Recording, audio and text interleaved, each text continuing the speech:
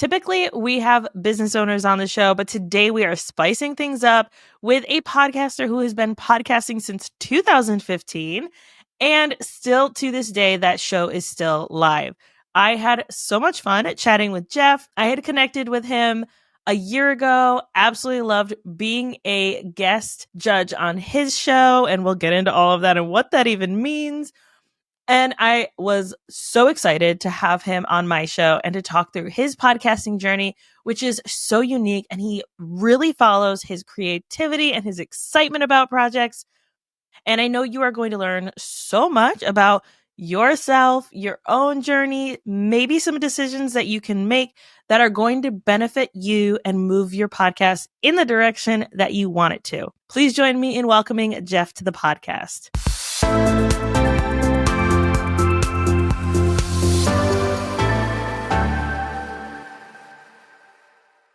Jeff, I am so excited to talk with you again. I was on your podcast last year, had so much fun on your show. And when you reached out and were like, hey, would love to be on yours, I was like, of course. Duh. So if you could start by telling everyone a bit about who you are, what you do, and a bit about your podcasts. Like, oh, do you remember me? Back then, you were one of the first guests on a brand new show I was launching. It was a great way to showcase new podcasts and new podcast town. It was called Rise and Outshine. And on that show, we would bring in 1 or 2 podcasts per week and just let them shine, let them do 10 minutes of their show. And you were gracious enough to be one of our judges, one of our first judges. And what happens is they do 10 minutes of their show. We give immediate feedback as judges. And then the audience at home is dialing in on their phone and giving a score, giving critiques, creating this word cloud. And we give all this back to the show at the end of the 10 minutes, just so they can kind of see like where they're at and what they're doing. And it's a lot of fun. We are bringing it back November 12th. So I know this will air after we've already started, but I'm so glad to be bringing this back. I hope you'll come back as a judge, or on my other show. It's a trivia show. It's called Stuff I Never Knew. We're always looking for 3 guests, and that one is 3 players from around the world. They call in and they battle it out over 3 rounds of trivia. So again, here I am with another game show style show. But we've been doing that one since 2015. That one's coming up. It'll be 10 years next year already. So that one's been a lot of fun and a passion project for me as well. Oh, I love that though. Like, I feel like you've created such a unique experience. I know even for me, when I was on your show, I was like, this is so different than anything. And I've been on hundreds of shows and done hundreds of episodes. This is different from anything I have ever done. And I love that. I love how unique you have your shows and how different. I don't know that I could handle the trivia one because I am not great at trivia at all. We are a family that likes watching The Floor. I don't know if you've watched that yet, where you have all those contestants and then 2 people go up and they have to like rapid fire answer questions about random categories. And it's either your category, it's not the category that you picked as like your know-it-all topic. And some of them I'm just like, oh my God, my brain like would just fizzle because if I'm up there and then I'm nervous and I'm just like, somebody hit the buzzer. Like, I don't know what's happening. I would lose it. So maybe not that one. I've seen that show and I love some of the premises. Like you have to name like 10 things in a certain amount of time. And that's really a lot of what I do too. There's this great thing where if you're not used to that pressure, if you're not used to being on camera, if you're not used to hearing a 10-second timer, I don't know if you're going to hear that in the background or not. If you're not used to hearing these things, anybody with any question can become like a deer in headlights. So I play on that a little bit. So I do try to stress people out. And I love making someone second guess themselves is my favorite thing to do. So I do add a little stress, a little tension, but I promise you at the end of the 30-minute show, you will say it's one of the best appearances, one of the most fun you've ever had on the podcast. It's just a great time. The guests bring their own buzzers. So we have people bring anything from a pen and a cup and they'll shake that, or they have a tambourine or a cowbell. They can bring whatever buzzer they want. And the most fun is before we start the buzzer round at the end, that's the final round. Everybody gets to test their buzzers, and just watching the reactions from the other contestants when they see what somebody brought. It's like, if someone brought a harmonica one time and they're just like, So Oh, that's so it's fun, fun. it's creative, and it's a great way to, again, I usually have 3 podcasters as guests because for one, I know their audio is probably going to be pretty good. So if I'm recording, it's great to, again, share my platform with other podcasters. And, just seeing them kind of out of their element, they're used to doing a show, maybe it's a marketing or business show, or they're an author, but now they're on the silly game show and they brought their own buzzer and they're making funny noises. It's a great 30 minutes. It's a lot of fun for me to produce. And what a great way to like get outside of your comfort zone and do something different. I think that so often, especially as business owners, we tend to be like, no, I'm going to talk about business and only business. And it's like, no, you have other interests. Let's talk about those too. We can find so much commonality in that. And I wish that we had more conversations around mutual interests rather than, nope, this is what I do and who I am and how many kids I have. Yeah, let's have some fun. I have 2 daughters. One just went to college. One's a ninth grader. And, what I forgot about is like, who is Jeff? And I started saying like, I need Jeff time now. Like my girls are growing up. They're doing their own things. They forget about dad. They'll come home and, let's hang out with dad, or, now they want money from dad, or like, hey, give me a ride here, dad. And all that time, as much fun as it was and is, still raising daughter. I'm not abandoning them, but as they need me less and less and less, I'm finding that, finding Jeff time for myself, like maybe I want to play pickleball or disc golf, or, I bought an electric bike last year because I started going for like 10, 20-mile bike rides just for fun. And, it is important that, yeah, I have been a digital marketer for 14 years and a marketing director in my profession, and I'm doing these podcasts, but now I'm doing them for me instead of this. Like, it's just kind of like these hobbies that build, and you lose yourself for a while. And when you can get that back, like I say, like Jeff time, people think I'm being selfish, but I'm like, you don't know, like, this is great. This is like, I'm coming into the peak of my life now. This is, I'm gonna have a lot of time on my hands. I'm doing a lot of Jeff things. Yes. As a parent, I love that so much. Mine are 10 and 7. And so we're still in the I need mom for and dad for a lot of things, but my husband homeschools our kids. And I tell him constantly, like, take yourself on a date, go to the movies by yourself, go to the bar, watch a game by yourself, like, get out of the house and get away from everybody. Like, that's okay. And he's kind of like a little iffy about it. And he's like, well, I don't want to be away for too long. And I'm like, dude, go. You'll be fine. Everybody will be fine. It's totally fine. We put so much pressure on. We have to be the perfect parent, and you have to have, 50 little party favors every time somebody comes to the house, and you got to do these crafts and all this stuff. No, you are still you, and it's okay. Like, that's great. Like, go eat by yourself. Like, you can go to, like, even just go to Denny's and get a Grand Slam by yourself is an amazing experience when you're a parent. And that's okay. We've kind of like taken that away from parents. Like, you need parent time. You need to be yourself. You are still a person. You love these kids and you do anything for them. But I think you can be there for them better if you can be there for yourself too. And I maybe took some shame in that when they were younger, especially at that 10 and 7 age. Like, I was all, you always want to be there. Right. But, now I'm like, I need to take care of myself too. I want to be healthier than I was, because you don't have time to be healthy, especially at 10 and 7. You got soccer practice, this practice, karate practice, school recitals. They're learning the recorder. Hot cross buns are playing at the house all the time. And like, you're like, what am I? When do I get to be me again? And so sneaking those little treats in there, even if it's in half an hour at night, go for a walk. You go for a walk by yourself around the neighborhood, listen to a podcast. That's quality time when you're a parent. Yes. And everything doesn't have to be monetized too. So going back to your podcast, I do feel like this is really important.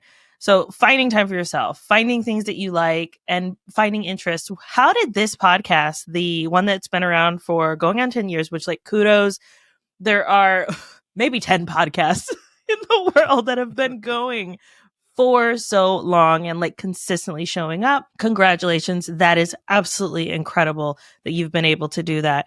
What did that kind of first journey into podcasting look like for you? Well, the first journey was, I tried to do this in 2011, and All I knew is I got a gift. Let's see if I can find it. Sometimes it's around here, sometimes it isn't. Back in 2006, oh, yeah, I took it out here, but I got the first color iPod came out, and I got a gift for Father's Day.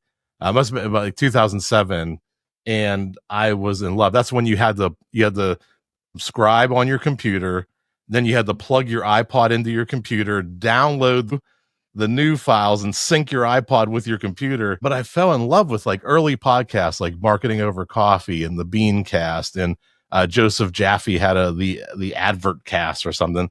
And I found all these, like, I was like, man, I was really absorbing everything, and I'm like, there's so much knowledge out there. And I was like, oh, I started to try a marketing podcast. And a friend of mine back then, she's like, well, what do you do? I'm like, I have no idea, but we both wanted to do it. And this is 2011. And there was a blogging platform called TypePad. I don't know if anybody remembers TypePad. It was kind of like before like WordPress was easy to just install on every site with a one-click install. TypePad was a premium. You paid maybe like $5 or $7. But one of their bragging rights is they had podcasting available I'm like, oh, wow, I can do a blog and a podcast all in one. That's going to be way easier. And it wasn't. It was just like you could upload an MP3 file. There's no RSS feed or anything like that. But we tried it. We did like, 5 or 6 episodes, and she ended up taking a job and become like the marketing director for Ghirardelli, like had a great career opportunity. So that kind of fizzled. And I just kept absorbing podcasts and listening. And around 2015, there was a great trivia show podcast called Good Job Brain. And they were going through maybe some life changes. It was 4 friends, and every week they came together with like a topic, and each one of them would bring their interpretation of that topic. So maybe it was about apples. One of them would come with like a trivia game about apples. One would come with a story about how apples get produced, and some background stuff, and one would have like a sciencey lesson about apples. So you get this great mix of content from these 4 individuals. So my show is called Stuff I Never Knew. And whenever I was ready to launch it, it was mainly because this podcast, Good Job Brain, started to go on a hiatus and started to become less regular. So it's called Stuff I Never Knew because I really wanted to be, every episode was stuff I never knew about apples, or stuff I never knew about cars, and stuff I never knew about, 80s music. And if you look at the early episodes, they're even themed that way. And my thought was, oh, I could get 3 friends. We could sit around a table and we could tell our own stories about apples, cars, and 80s music. But the problem was I didn't have 3 friends. I had nobody to, I was like, who am I going to record this with? Nobody wants to come to my house. And at the same time in 2015, as I had this idea to kind of continue on where Good Job Brain was leaving off, which, by the way, they have come back and they're stronger than ever. So, but that was the window that had me open my podcast. In 2015, there was a social media platform called Blab. And Blab was one of the first 4 in the box live stream video services. And it had this incredible social element.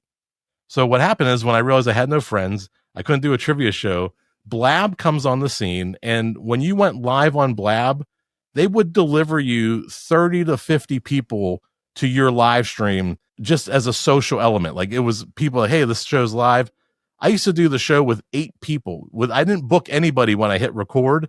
The first 8 people that showed up that wanted to be on the show, they were on the show. That's how great Blab was. You could book 8 people for a trivia show that night when you went live. So that was kind of like the roots of what happened. Like, I was trying to fill a void where I thought, I really love this show and it's going away. And I just built off it. I made it that's one of the great things about creating is you take from what you kind of make it your own, and then you give it back to people. And giving it back, I've had other people tell me, like, man, they did that to my show. Like, because I sometimes I've been inconsistent over years.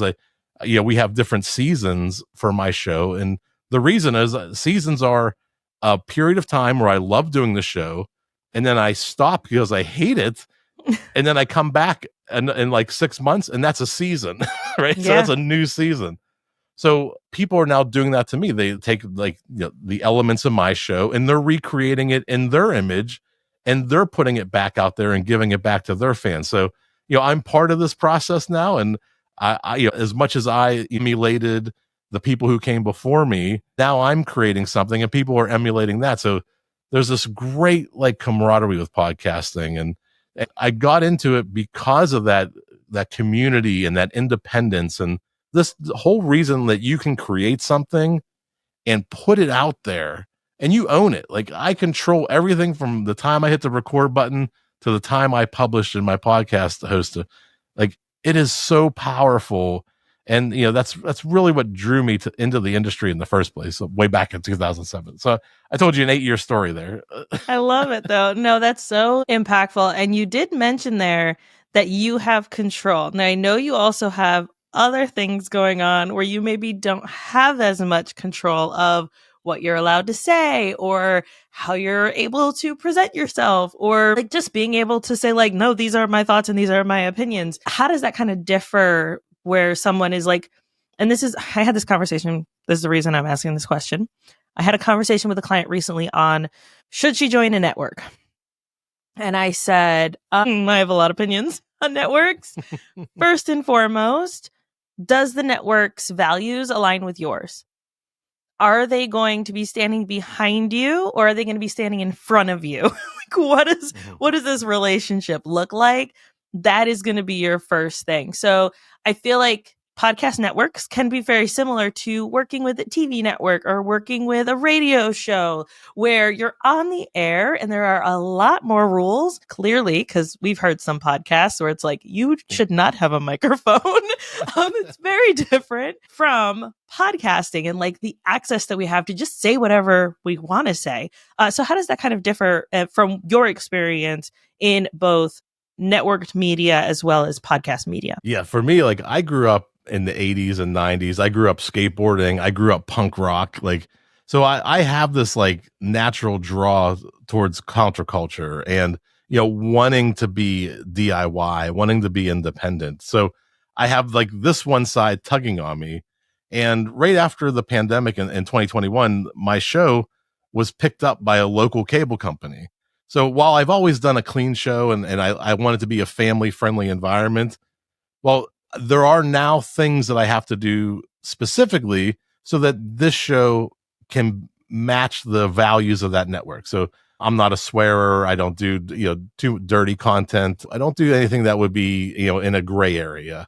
But having, I love having I love that I can say as seen on TV, right? This show is on TV. It's on channel 100. But I also have to not be fully Jeff. Like I can do things that I want to do, but I got to get past their censors. I have to get the questions pre-approved. So I am kind of limited, in what I can produce. It's a balancing act and you have to decide, is that worth your morals? Same with networks. There may be people on a network that you join that you might not like all those shows. There may be things that network does from a leadership point of view.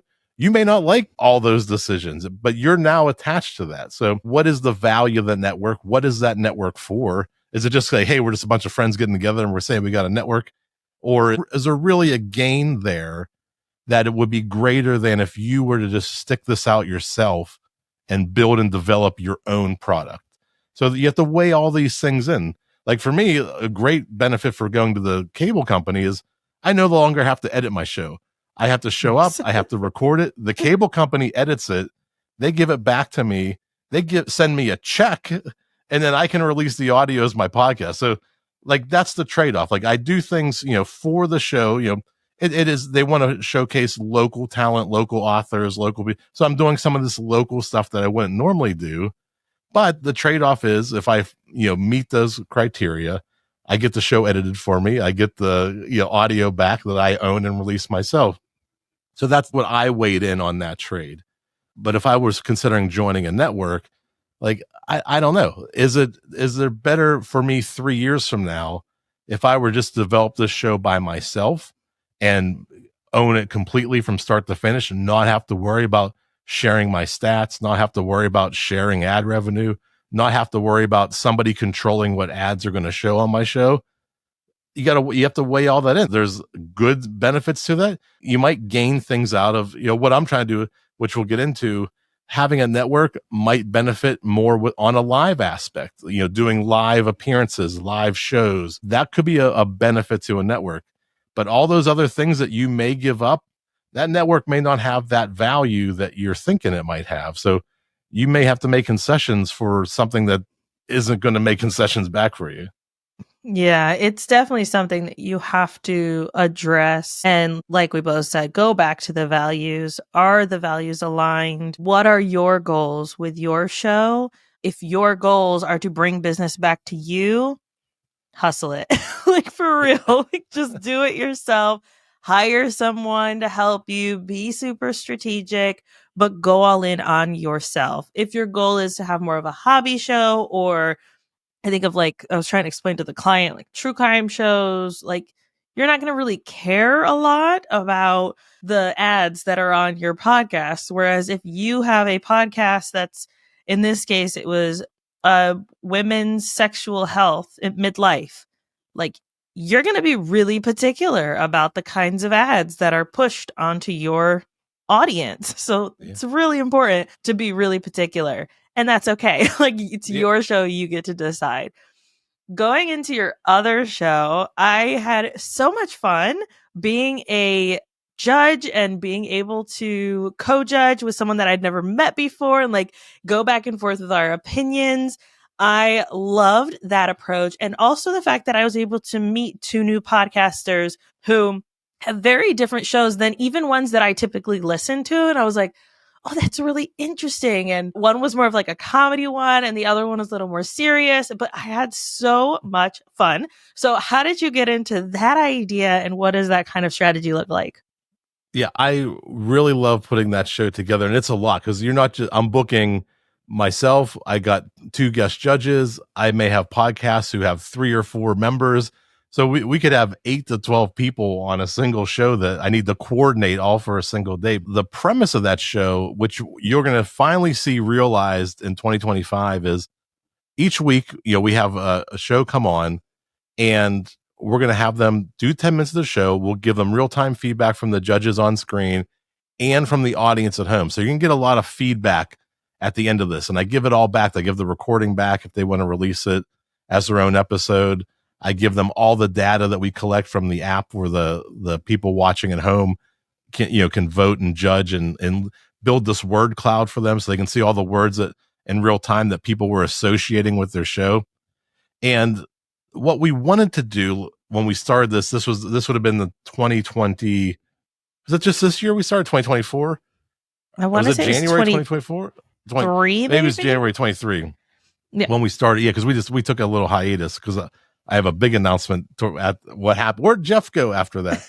So I think we ran that all the way. We ran it for 20 some weeks after that January. So we launched in January, and the goal was every quarter we were going to take the best of those 12 weeks and bring back as another showcase. And at the end of the year, the best of those 4 quarters, we're going to do another show. So I took a little hiatus, which we'll get into, and we're relaunching again November 12th. And we're going to do that full 1-year format, that full 1-year commitment, where we're going to bring shows on. We're going to give them the real-time feedback, the judging, introduce the audience to these new shows, new styles, and just build on it and build on it. And really, it's called Rise and Outshine. We want to get the best of the best to a main event in Pittsburgh, which will be September 27th and 28th of 2025. We're going to have a real time event with real in-audience people with the thing that I will announce shortly. But the best of the best will be there, and they can be there in person. We would love it. But they can also do their show virtually because the thing that I've set up can do hybrid, virtual, in person, all at once, including audience participation from both the in-studio audience and the audience at home. So we're going to do this super conglomerate of all these great events that happen throughout the year. They'll share the stage in 1 year's time. Oh, that's so fun. I love that you are doing that. Like, what led you to like revamp it and make a decision of like, here's where we want to go? Because I know a lot of people, when they are like, this time I'm starting a podcast, they go one of two ways. They're either like, this is how I'm going to do the podcast, and I'm only going to do it this way for the end of time, or they are like, wow, this is not at all how I thought this was going to go. No, thank you. So like it can tend to be one of either of those. Now I'm definitely generalizing here, but what kind of led you to make the decision to say, I don't know that this format or this way that we're doing it right now is working. What are changes that we need to make? And then let's go ahead and roll it out strategically. Yeah, one of the first iterations of the show where I had my guest judges and they would come on and we would filter through some of the current news stories, and we would talk about how do these news stories in podcasting and streaming and video production apply to people who are listening to their businesses. And we would analyze those stories and then walk away with tips and tricks of how to apply it to your business. We're like, well, that's fun, but it's just really three talking heads talking about news stories. I was like, what if we're telling people how to incorporate this in the business? Why don't we bring them on? Let's have them do their show, and then we'll apply these news stories directly to their shows. So we'll talk about news stories, we'll run their show, and then we'll get all this feedback based on what we were talking about earlier and what the shows were about and what the audience did. And so at the end of the 30, 40 minutes, you'll be up to date on what's happening in live streaming and podcasting, and you're going to hear a real-time example, and we'll apply all that in real time. So it's evolved like 3 times already just to find the right format. It's unique in the fact that you're getting some current events and you're going to apply that to a show and walk away at the end. And then we're going to celebrate all these shows at the end of the year by bringing back the best of the best. So if you make the cut, there'll be sponsors and paid events and parties. After, there'll be 2 days of live streaming. So each night we're going to have a party. So, you'll get the VIP treatment, if you make the cut on that. Oh, that's so fun. What I love most, I think, about this format of show, what I love most is that as podcasters, and I know you know this just from being in this space for so long, it can feel really lonely. And it can feel, especially if you're a solo podcaster, it can feel like you're just talking out into the void. Can anyone hear me? Is anybody out there? It can feel so I know, so destitute sometimes. And that's actually one of the reasons why one of our selling points at our agency is we listen to every word. And so we will have clients who are solo podcasters. They'll say, "Oh, Alicia, the cat just jumped on me. Give me a second." Like, obviously we take that out, but they know that someone's listening. They know that they're not just talking just to nobody, that there is one person who is there, who is listening to the entire conversation and making sure that it comes across to the audience with value, right? So I think that what you do in giving that instant feedback is so helpful because one, it allows them to showcase their show in maybe a different format than they've ever done before. And it allows them to get that immediate feedback. What are some of the responses that you've gotten from people who have been, I don't want to say judged, but have been judged and like what they've maybe implemented and seen results with? What are some wins? Yeah. So the scoring, I think we have 4 or 5 criteria. Audio quality, video quality, the description that you told us the show was about. Was that what the show was about? Like, that's a big thing. Like, some people say, like, my podcast is about food, but then they spend 10 minutes talking about their morning commutes, right? So we're trying to get them to get a vision, and we let the audience score on that criteria. We do some of the technical things, like how was your audio? Did you fade in and out? Your video, a thing from Blab was called Gilberting. I still use that as an adjective. Was your video Gilberting? Like, or did you putter out? We do some of the technical, but we do the creative aspects as well. And then the great part is after that, we open up a word cloud where people just during the show, they can do a stream of conscious scoring where they just type in any word that comes to mind while they're listening to the show. It could be inspiring, helpful. I didn't know something about that. And it builds, and the more people use the same words in the word cloud, the bigger the words get in the word cloud. So you start to see these patterns that how are people ingesting my show. And we've had great feedback where like, I didn't know my audio was that bad. And like, well, listen back to the show, see if the feedback from your judges and from the audience is valid. You can do what you want with this information. We're telling you how we perceived it in the moment. And they're like, oh, well, and then we'll also give them tips. Like, here's what you could do. You learn about your mic position. Are you way back here trying to talk to the microphone? Right. Or are you closer up to the microphone? So we could tell like you were far away. You sounded very hollow, very tinny, really learn how to play with the microphone. And those are the kind of tips that you walk away with at the end of it. And nobody's been upset or hurt by that because we do it with love and compassion, and we're never, ever trying to hurt anybody's feelings. We're giving you a real-time snapshot of where you are right now. And that's all that, if they come there with an open mind and an open heart and they're ready to receive what we tell them and what the audience says and how they score, then they walk away with, that would be $500 to $1,000 in consulting probably to get that much focus on. You get 10 people focus on your brand for, for 20 minutes, you're going to get a lot of good direction and a lot of good feedback. Yeah, I think it's such a valuable thing. And it's not like you're springing it on people, right? They are aware of what they're signing up for. They know they're going to be judged. It's not like, wait, I did not know that was what this was. They're clear. So I think that really helps them a lot. So, oh my goodness, Jeff, this has been so much fun. Is there anything else that you want to share with us before you go, or before you tell everyone where they can hang out with you and get to know you? Yeah, I know. I was looking at the timer. I was like, I was a little winded today, so I hope everybody enjoyed and I delivered some value for your audience. I'd love it. If you're in the Pittsburgh area and you just want to see what I've been working on, why was there that hiatus I was kind of hinting at? For those of you watching the video, if you look over my shoulder, I opened maybe one of the first podcast theaters in the world. I've seen some people try similar things. This is a space that's fully dedicated to running a live podcast in front of an audience. It's fully dedicated for live streaming that show too. So if you're in Tarentum area, which is just outside of Pittsburgh, Pennsylvania, look me up. The website where we have is called Poduty, PODUTY.com. You will see a live community theater, a podcast stage where you can come in, you can do your show. There's actually no charge for creators. I'll talk about all that at another time. I didn't come to promote the business model.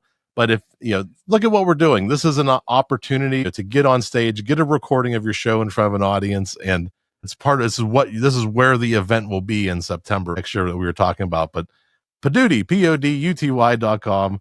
And just ask for Jeff. I answer all the emails. So just.